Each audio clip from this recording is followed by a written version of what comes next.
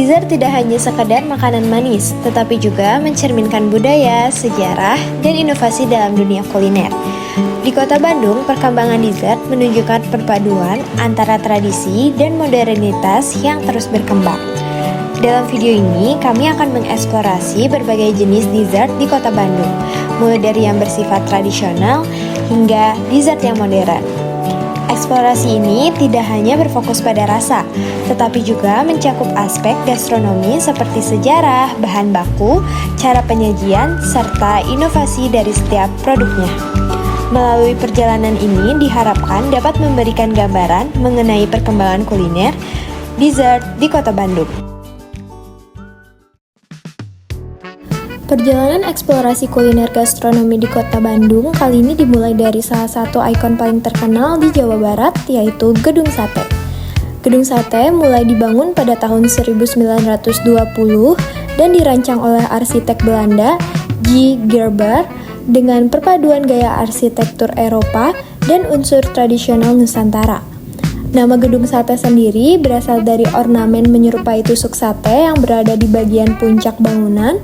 Ornamen tersebut terdiri dari 6 bulatan yang melambangkan biaya pembangunan gedung pada masa itu. Selain menjadi pusat pemerintahan Provinsi Jawa Barat, Gedung Sate juga dikenal sebagai salah satu bangunan bersejarah yang memiliki nilai budaya dan arsitektur tinggi di Kota Bandung.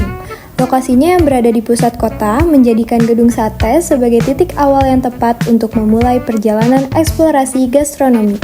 Karena Bandung sendiri dikenal sebagai kota dengan perkembangan kuliner yang sangat beragam, mulai dari makanan tradisional hingga inovasi modern. Dari titik inilah perjalanan eksplorasi dessert di Kota Bandung dimulai. Bolu Pisang Cilaki 9 merupakan salah satu destinasi kuliner dessert yang ada di Kota Bandung. Cilaki 9 mengusung konsep klasik dan bernuansa nostalgia.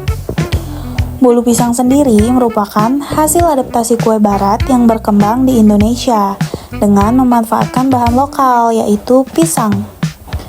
Seiring berjalannya waktu, bolu pisang menjadi bagian dari identitas kuliner modern di Indonesia. Bahan utama bolu pisang terdiri dari pisang matang, tepung terigu, telur, gula, dan mentega. Penggunaan pisang memberikan aroma yang khas serta tekstur yang soft dan moist. Bolu disajikan dalam bentuk loaf cake dengan tampilan yang sederhana. Biasanya dilengkapi dengan topping butter dengan beberapa varian untuk menambahkan cita rasa. Inovasi produk terlihat dari pengembangan varian topping dan rasa yang lebih modern, tanpa menghilangkan karakter utama bolu pisang sebagai dessert tradisional. Perpaduan tradisi dan inovasi menjadikan bolu pisang tetap relevan di era kuliner modern saat ini.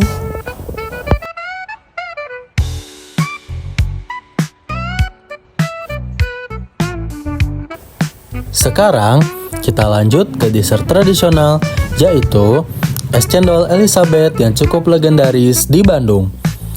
Cendol berasal dari budaya kuliner Jawa dan Sunda, dan sudah dikenal sejak lama sebagai minuman tradisional yang menyegarkan.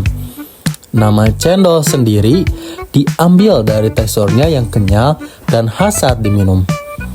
Bahan utama es cendol terdiri dari tepung beras atau tepung hangkwe untuk cendolnya, santan, gula merah cair, dan es serut. Perpaduan ini menghasilkan rasa manis, gurih, dan segar. Es cendol biasanya disajikan dalam keadaan dingin, dengan cendol di bagian bawah, lalu ditambahkan santan dan gula merah, kemudian di atasnya ditambahkan es sebagai penyegar.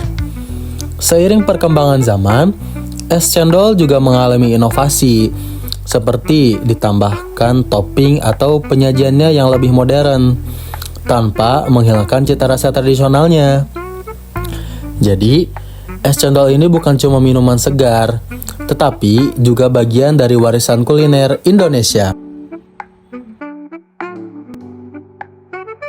Setelah menikmati dessert tradisional di es cendol Elizabeth, perjalanan eksplorasi kami dilanjutkan menuju Museum Konferensi Asia Afrika di Kota Bandung. Museum ini berada di Gedung Merdeka, sebuah bangunan bersejarah yang menjadi tempat berlangsungnya Konferensi Asia Afrika pada tahun 1955. Konferensi tersebut dihadiri oleh negara-negara Asia dan Afrika yang bertujuan memperkuat solidaritas serta kerjasama antar bangsa setelah masa kolonialisme. Bangunan ini memiliki gaya arsitektur Art Deco yang menjadi salah satu ciri khas bangunan bersejarah di Kota Bandung. Selain menyimpan berbagai dokumentasi dan artefak penting, museum ini juga menjadi simbol perjalanan sejarah diplomasi internasional Indonesia. Kawasan Jalan Asia Afrika sendiri dikenal sebagai salah satu pusat heritage di Kota Bandung yang masih mempertahankan nuansa bangunan lama dan nilai sejarah kota. Melalui kunjungan ini, perjalanan gastronomi tidak hanya mengeksplorasi kuliner, tetapi juga memperhatikan bagaimana sejarah, budaya, dan perkembangan Kota Bandung saling berkaitan. Dari Museum Asia Afrika, perjalanan kemudian dilanjutkan menuju Pizza TNC untuk mengeksplorasi inovasi kuliner modern bergaya Neapolitan di Kota Bandung. Setelah tadi kita nyobain berbagai dessert yang manis dan segar, sekarang kita geser ke suatu tempat yang sedikit berbeda. Kali ini kita mau cobain pizza dari Chef Kamal Arif di Pizza TNC yang terkenal dengan teknik Neapolitan dan oven khasnya. Yang menarik di Pizza TNC ini, Chef Kamal menggunakan teknik yang disebut biga. Biga adalah starter atau pre-ferment khas Itali yang dibuat dari campuran tepung, air, dan sedikit ragi lalu difermentasi selama beberapa jam, bahkan bisa sampai 24 jam sebelum digunakan ke adonan utama. Teknik ini membuat tekstur pizza jadi lebih ringan, berpori, dan punya aroma yang lebih kompleks khas pizza artisan seperti Neapolitan. Selain itu, Chef Kamal juga menggunakan oven buatan sendiri yang dirancang khusus untuk memanggang pizza dengan suhu tinggi. Dengan oven ini, satu pizza bahkan bisa matang hanya dalam waktu sekitar 1,5 menit, sehingga menghasilkan tekstur luar yang renyah tapi tetap lembut di bagian dalam. Jadi pizza di Pizza TNC ini bukan cuma soal rasa, tapi juga perpaduan antara teknik tradisional Itali seperti biga dengan inovasi modern dari oven buatan sendiri. Hal ini menunjukkan bagaimana sebuah produk kuliner bisa berkembang tanpa meninggalkan kualitas dan karakter aslinya.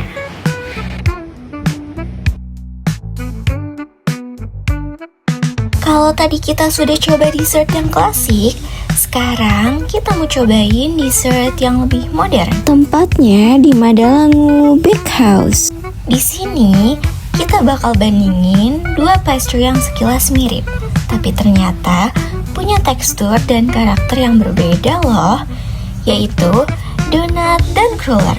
Donat sendiri berasal dari Amerika dan dikenal sebagai roti goreng yang berbentuk bulat.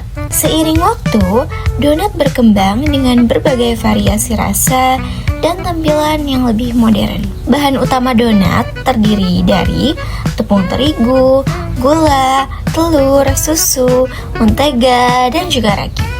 Proses fermentasi ini yang membuat teksturnya jadi empuk dan juga ringan. Inovasi donat sekarang terlihat dari berbagai varian rasa modern, seperti Lotus, Oreo, sampai filling yang beragam. Jadi, donat ini bukan cuma jajanan biasa, tapi sudah berkembang jadi dessert modern yang kreatif. Selain donat, kita juga cobain cruller, salah satu pastry yang cukup unik dan khas di sini. Cruller berasal dari Eropa dan dikenal sebagai pastry klasik dengan bentuk berpilin. Berbeda dengan donat biasa, cruller punya tekstur yang lebih ringan dan juga berongga. Cruller umumnya dibuat dari adonan yang lebih ringan seperti campuran tepung, telur, mentega, dan air, yang menghasilkan tekstur airy setelah digoreng. Biasanya disajikan dengan gelas tipis atau taburan gula, sehingga tetap ringan tapi tetap punya rasa manis. Inovasi cruller sekarang lebih ke variasi topping dan penyajian yang modern, mengikuti tren pastry saat ini. Jadi, cruller ini menawarkan pengalaman tekstur yang berbeda dibandingkan donat. Melalui eksplorasi ini, Kami dapat melihat bahwa dessert di kota Bandung tidak hanya menawarkan rasa yang manis, tetapi juga menyimpan cerita, tradisi, serta inovasi yang terus berkembang seiring waktu. Setiap makan yang kami temui memberikan pengalaman yang berbeda, baik dari segi rasa, teknik, maupun nilai budayanya. Harapannya, eksplorasi ini dapat menambah wawasan serta meningkatkan apresiasi terhadap kekayaan kuliner, khususnya dessert di Indonesia. Terima kasih dan sampai jumpa pada eksplorasi kuliner berikutnya. One is the loneliest number that you'll ever do. Two can be as bad as one. It's the loneliest number since the number one.